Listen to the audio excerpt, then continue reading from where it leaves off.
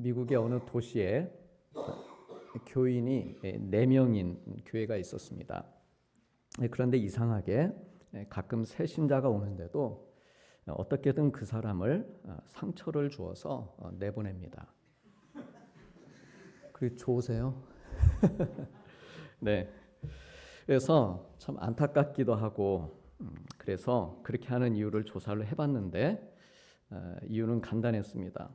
교회 뒷뜰에 교인들을 위한 묘지가 있는데 자리가 딱 4개가 남았다고 합니다. 그래서 새 신자가 오면은 저 사람이 먼저 가면 안 되는데 근데 또 그러면서 자기도 먼저 가기는 싫고 그래서 자기들이 들어갈 묘지를 그 자리를 빼앗길까 봐 오는 족족 쫓아내버리는 그런 교회였습니다. 오늘은 우리 교회가 창립 45주년을 맞이하는 주일입니다. 참으로 뜻깊고 감사한 주일입니다.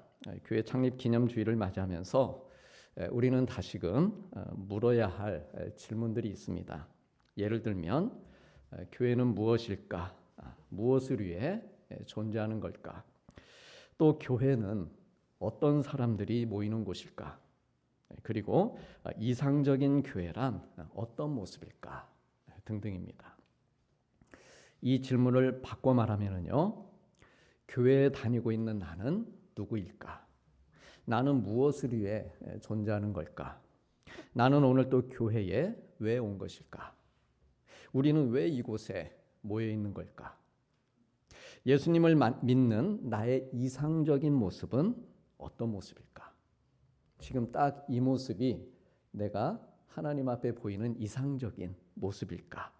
등등 이런 질문으로 바꾸어서 우리가 질문할 수 있습니다.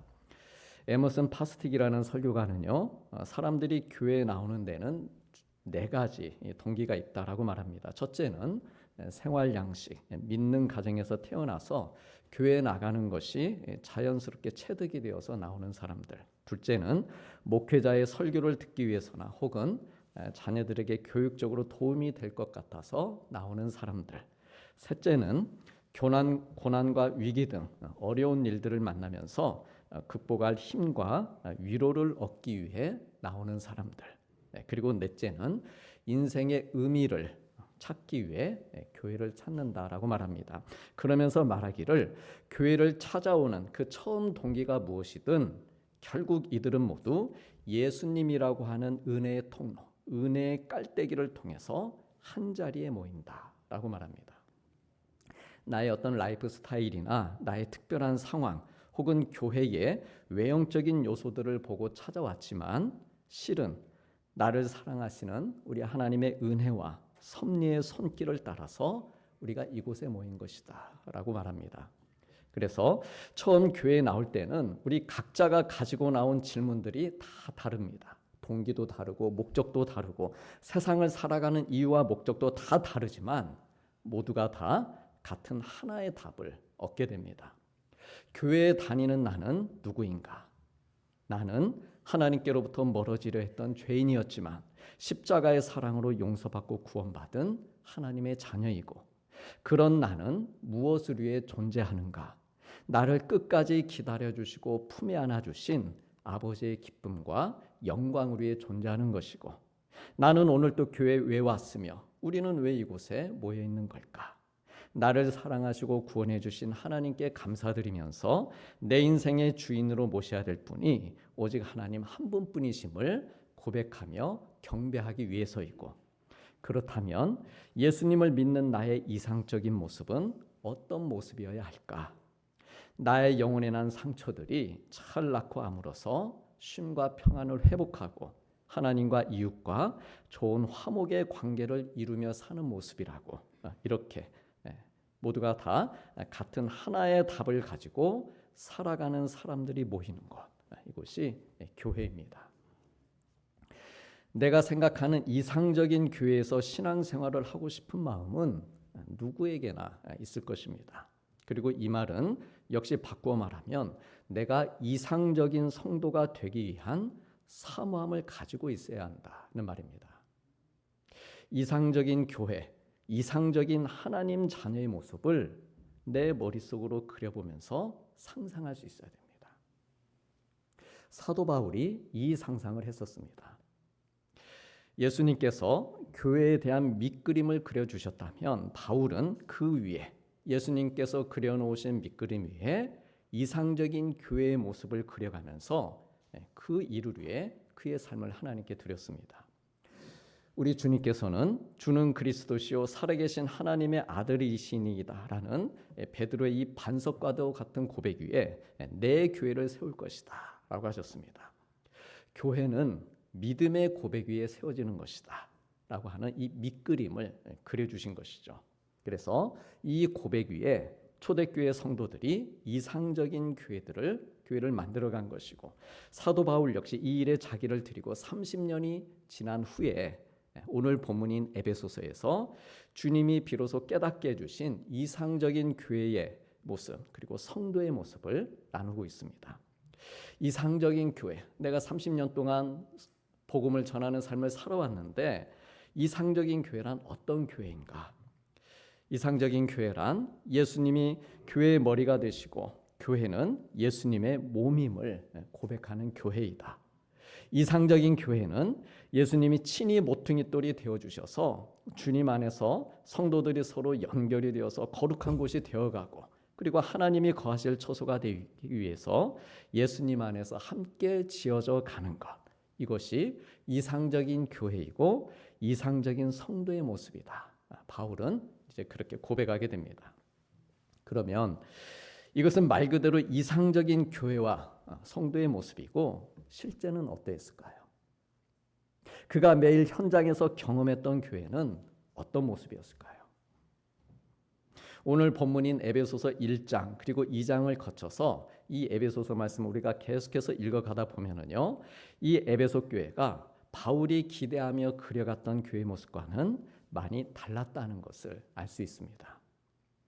어린아이와 같이 속임수와 간사한 유혹에 빠진 이들과 세상의 풍조에 밀려 요동하는 이들이 있었습니다. 거짓말을 하고 분을 내고 마귀에게 틈을 주는 이들이 있었습니다. 세상 사람들이 그런 게 아니고 교회가 그랬다는 것입니다. 도둑질하고 더러운 말을 하고 남을 비방하고 하나님의 성령을 근심하게 하는 교회였습니다. 안타깝게도 이상적인 교회 모습으로 보이질 않습니다. 그런데 우리 사랑하는 성도님들, 사도 바울은요, 바로 이러한 교회의 모습 안에서 계속해서 이상적인 교회의 모습, 이상적인 성도의 모습을 그려가고 상상하고 있었다는 것이죠. 이게 중요한 것입니다. 거기서 그냥 꺾이지 않고, 거기서 등 돌리지 않고, 그런 가운데서도 이상적인 교회, 오늘 본문에 있는 그 말씀대로 그런 교회를 계속해서 그는 꿈꿔갔습니다. 연약함이 있는 사람들이 모여서 모퉁이돌이 되시는 예수님의 십자가 사랑에 뿌리를 내리고 주님 안에서 서로 연결이 되어서 거룩한 곳이 되고, 그리고 하나님께서 거하실 처소가 되기 위해 예수님 안에서 함께 지어져 가는 정말 멋진 그런 상상을 그는 했습니다. 왜냐하면 교회의 머리는 예수님이시다. 이 믿음이 그에게 있었기 때문입니다. 흔들리지 않는 것이죠. 강하든 약하든 부하든 가난하든 교회는 예수님의 몸이다. 이 믿음이 그에게 있었기 때문입니다. 사람들이 생각하는 이상적인 교회는 의인들이 모이는 곳이지만 성경이 말하는 이상적인 교회는 죄와 허물이 있는 이들이 모이는 곳입니다. 이들이 있기에 교회가 존재하는 것이고, 이들의 믿음의 고백 위에 우리 주님께서는 주님의 교회를 세워가십니다.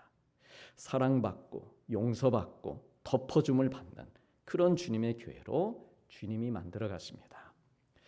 성경을 연구하는 사람들은 사람들이 교회를 보고 실망하는 이유는 교회에서 천국을 기대하기 때문이다 라고 말하면서 이상적인 교회는 천국의 모습이 아니라 병원의 모습에 가깝다라고 말합니다. 연약한 사람들이 와서 아프고 자기들의 상처난 곳을 드러내고 주님을 만나서 하나님의 치료하시는 광선을 받고 은혜를 받고 변화를 받는 회복의 처소가 이상적인 교회의 모습이다라고 말합니다. 오늘날 사람들이 교회를 평가하는 기준은 교인이 많이 모이고 헌금이 많이 나오고 커다란 건물을 가지고 있으면 큰 교회라고 말합니다. 반대로 그렇지 않으면 작은 교회라고 말합니다. 이러한 평가 기준이 거의 보편적으로 되어 있습니다. 그런데 하나님께서 교회를 평가하시는 기준의 예를 요한계시록 2장과 3장의 7교회들에 보낸 편지들에서 우리가 찾아볼 수 있는데요. 사람들의 숫자나 헌금의 액수나 건물에 대한 언급은 전혀 없으십니다. 오히려 부자였던 라오디게아 교회와 성도들에게 이렇게 말씀하십니다. 네가 말하기를 나는 부자라 부유하여 부족한 것이 없다 하나 너의 믿음이 곤고한 것과 가련한 것과 가난한 것과 눈먼 것과 벌거벗은 것을 네가 알지 못하는도다. 그러면서 말씀하시기를 안약을 사서 눈에 발라 보게 해라 라고 말합니다. 안약이 눈병에 걸린 사람들을 치료하듯이 성령님의 도우심으로 눈을 떠서 너희 모습을 한번 잘 보라는 것입니다. 너희가 진짜 부자인지 너희가 정말 강한 자인지 보라는 것입니다. 교회가 천국이 아니라는 것을 하나님께서도 아십니다. 교회를 왜 천국으로 만들지 못했느냐? 그렇게 우리를 미워하지 않으십니다. 오히려 정반대로 사랑한다고 말씀하십니다. 그래서 이 라오디게아 교회를 향해서도 내가 사랑하는 자를 책망하여 징계하는 이게 대전제입니다. 분명히 잘못하고 있습니다. 그러나 미워하지 않으십니다. 책망한다고 그게 미워한다는 뜻은 아닙니다. 내가 사랑하는 자를 책망하여 징계하노니 그러므로 안약을 사서 눈에 바르고 고침을 받고 열심을 내라 회개해라 이렇게 말씀하십니다. 우리 예수님께서 부활하신 후에 주님의 그 육신의 몸이 신령한 몸으로 바뀌었습니다. 그 신령한 몸으로 제자들과 40일 동안 같이 계시다가 하늘로 승천하셨습니다. 그래 더 이상 우리 주님의 몸을 볼 수 없게 되었습니다. 그런데 주님께서 대신해서 이 땅 위에 교회라고 하는 보이는 몸을 세우게 하셨습니다. 그래서 우리는 이것을 주님의 몸된 교회다라고 말합니다. 그래서 주님을 구주로 믿고 고백하는 우리가 주님의 몸인 교회 안에서 서로 연결이 되어서 거룩한 곳이 되고 장성한 분량에 이르기까지 자라가면서 하나님께서 거하실 처소가 되는 것입니다. 마귀에게 틈을 주지 않고 성령님을 근심하게 하지 않고 예수님 안에서 함께 지어져가는 그런 아름다운 상상을 하면서 눈에 보이는 이 땅의 교회를 견고히 세워가는 것이죠. 초대교회가 세워졌던 1세기에 많은 사람들이 예수님을 믿고 구원을 받았습니다. 한자리에서 3,000명, 5,000명이 회개하여 하나님께로 돌아왔습니다. 2세기에도 그러했고 3세기에도 그러했고 오늘날 21세기에도 한 영혼이라도 더 구원받는 것이 교회를 시작하신 하나님의 뜻입니다. 그래서 교회가 생명수의 마중물이 되는 사명을 잘 감당하고 하나님의 뜻을 이루어가기 위해서는 첫째로 먼저 교회는 예배하는 곳이 되어야 됩니다. 교회의 최고의 사명, 교회의 여러 가지 기능들이 있지만 가장 중요한 사명은 하나님께 예배하는 것입니다. 이 백성은 내가 나를 위하여 지었나니 나를 찬송하게 하려 함이니라 라고 하셨습니다. 하나님께서 우리의 예배를 얼마나 좋아하시고 기다리시고 또 그 예배를 기뻐하시는지 요한계시록에 나오는 천상의 교회의 모습, 하늘에도 교회가 있는데 천상의 교회의 모습도 하나님께 예배하는 교회의 모습으로 나옵니다.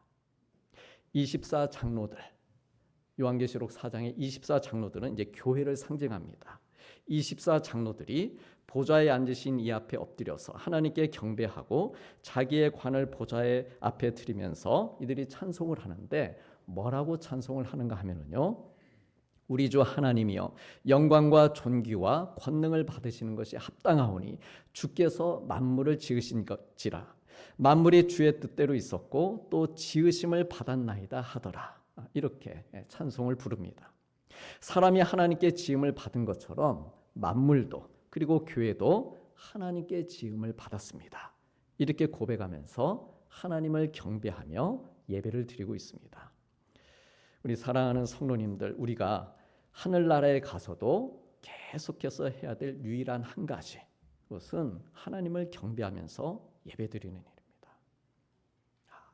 이 땅에 살면서도 예배하는 게 쉽지 않은데 하늘에 가서까지 그냥 편히 먹고 자고 쉬는 줄 알았는데 거기까지 가서 또 예배를 드려야 되나?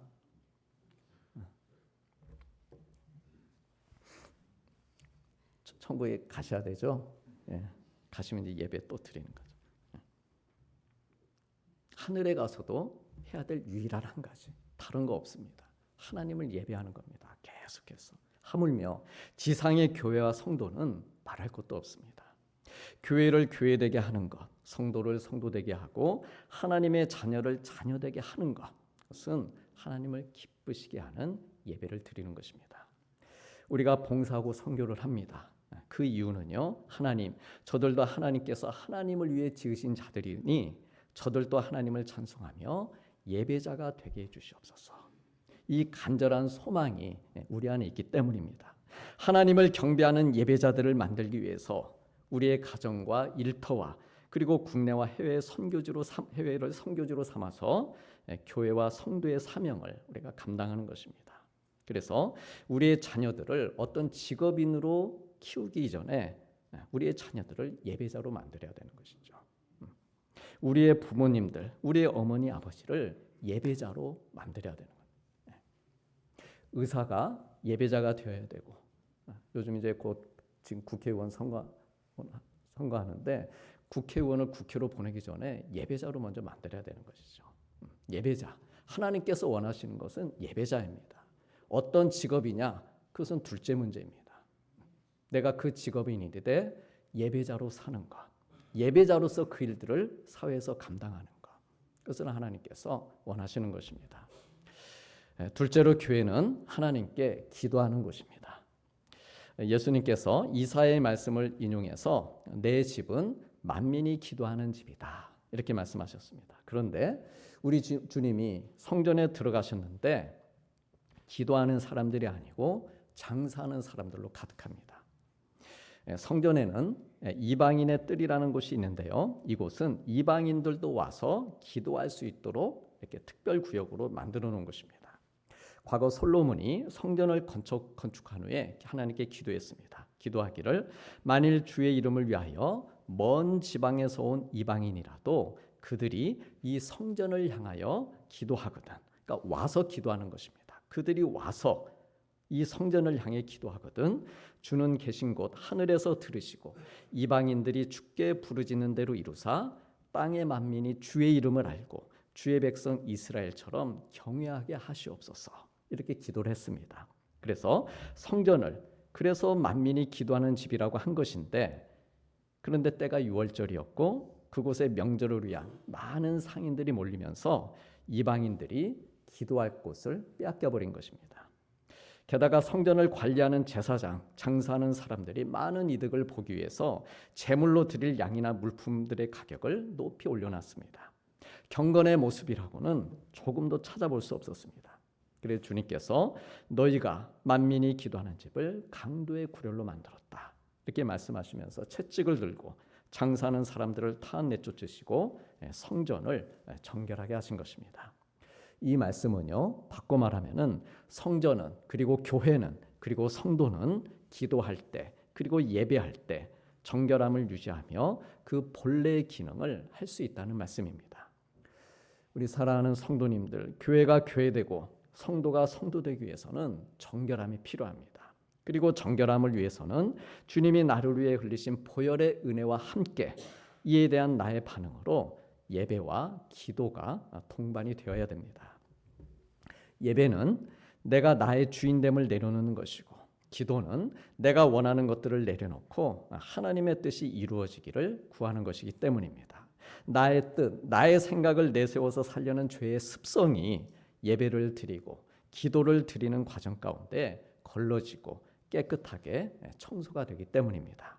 그래서 이렇게 기도하며 정결하게 하는 교회와 성도들 위해 오순절 다락방에 모여 기도했던 사람들에게처럼 하나님께서 성령과 사명의 물을 부어주십니다. 예배와 기도를 드리면서 내 삶의 주도권을 하나님께 내어드렸고, 그러면서 교회의 주도권 역시 하나님께 드렸기 때문에 인도하시는 대로, 이끄시는 대로 믿음의 길을 걸어갈 수 있는 것입니다. 한 가지 더, 세 번째로 교회를 교회되게 하는 것은 사랑입니다. 미국의 스탄 툴러라는 목사님과 두 명의 저명한 박사님이 파이브 스타 처치, 직역하면 별 5개짜리 교회라는 책에서 교회를 호텔과 비교합니다. 어느 호텔이든지 그 입구에 보면 호텔의 등급을 나타내는 표지가 새겨져 있습니다. 무궁화나 별 모양으로 1개에서 5개, 많으면 7개, 8개까지 표시해서 호텔의 수준을 나타냅니다. 1개면 그저 그런 호텔, 2개면 조금 좋은 호텔, 3개면 좋은 호텔, 4개면 특급 호텔, 5개면 초특급 호텔, 그 이상 6개, 7개, 8개면 뭐겠습니까? 초초초 특급 호텔. 이 책에서 말하는 별 5개짜리 초특급 호텔이 되는 비결은요, 호텔의 크기나 호화로움에 달려있는 것이 아니라 서비스의 질에 달려있다라고 말합니다. 그리고 교회도 마찬가지라고 말합니다. 교회도 별이 1개부터 5개까지인 교회가 있는데 크기나 모이는 사람의 숫자가 아니라 하나님을 향하고 이웃을 향한 그 서비스의 질에 따라서 별 5개짜리 교회가 되기도 하고 4개짜리 교회가 되기도 한다라고 말합니다. 그래서 이 책의 부제가 영어로 이렇게 나와 있고 아주 뛰어나게, 저 부제를 해석하면 아주 뛰어나게 하나님과 그분의 백성들을 섬기는 것, 사랑하는 것, 이것이 별 5개짜리 교회, 별 5개짜리 성도가 되는 비결이다, 이렇게 말합니다. 돌침대도 별이 5개인 시대를 살고 있습니다. 집에 돌침대는 없지만 그 광고는 또 다 우리가 아는 거죠. 별이 5개, 이마에. 그래서 대박난 거 아닙니까? 별이 5개여서. 한 율법사가 예수님을 찾아와서 물었습니다. 선생님, 율법 중에서 어느 계명이 크니까? 많은 계명들 중에 어떤 계명이 별 중에 별입니까? 그런 질문이었죠. 예수님이 답하십니다. 너의 마음을 다하고 목숨을 다하고 뜻을 다하여 주 너의 하나님을 사랑하라 하셨으니 이것이 크고 첫째 되는 계명, 가장 크고 으뜸이 되는 별이고 둘째도 그와 같으니 너의 이웃을 내 자신과 같이 사랑하라 하셨으니 이 2계명이 온 율법과 선지자의 강령이니라, 이게 말씀하십니다.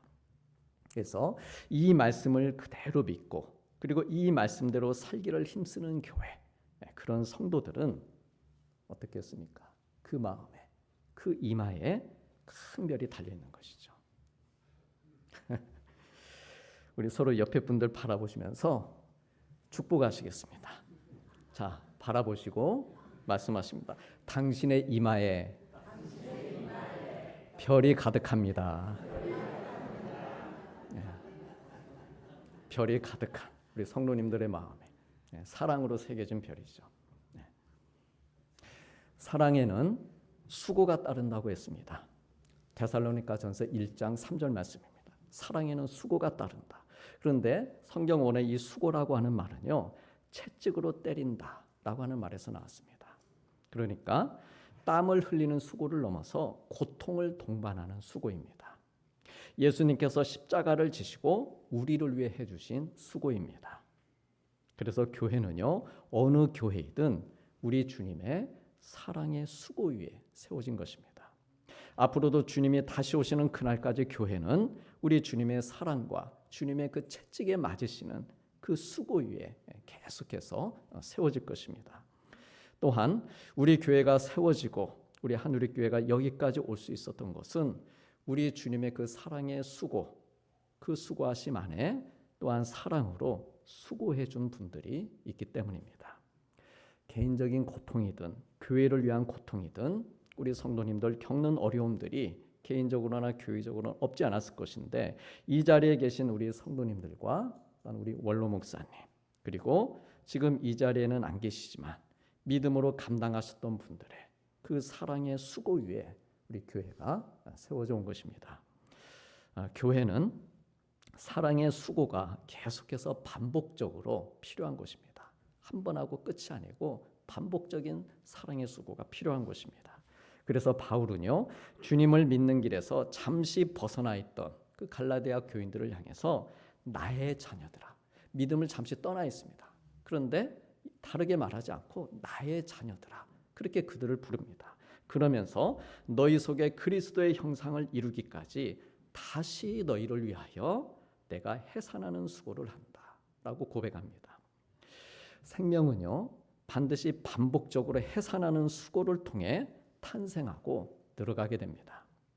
우리 교회가 계속해서 생명력을 유지하고, 또한 내가 하나님의 자녀인데 내가 하나님의 자녀로서 계속해서 이 믿음의 자리를 지키기 위해서는 지속적으로 내가 해산하는 수고가 필요하다는 것입니다. 나도. 사도 바울은 그래서 이렇게 부활의 신앙 가운데서 이렇게 수고하는 성도들, 그들을 격려하면서 말합니다. 그러므로 내 사랑하는 형제들아, 견실하며 흔들리지 말고 항상 주일에 더욱 힘쓰는 자들이 되라. 이는 너희의 수고가 주 안에서 헛되지 않은 줄 알미라 라고 했습니다. 그러므로 우리들도 교회를 위하고 나의 믿음을 위해서 해산하는 수고, 이 수고가 헛되지 않을 것을 믿고 견실하여 흔들리지 않는 모습으로 내게 허락하신 믿음의 자리를 굳게 지켜나가길 원합니다. 교회는 주님의 몸이니 예배와 말씀과 기도와 사랑으로 채워가면서 정결하게 하고 예수님 안에서 함께 지어져가는 우리가 되길 원합니다. 그래서 만물 안에서 만물을 충만하게 하시는 우리 주님의 충만하신 은혜가 우리 교회와 우리 성도님들 안에 가득 흘러넘치기를 주님의 이름으로 축복합니다. 기도하시겠습니다.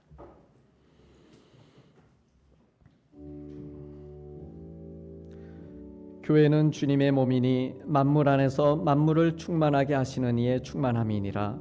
그의 안에서 건물마다 서로 연결하여 주 안에서 성전이 되어가고 너희도 성령 안에서 하나님이 거하실 처소가 되기 위하여 그리스도 예수 안에서 함께 지어져 가느니라.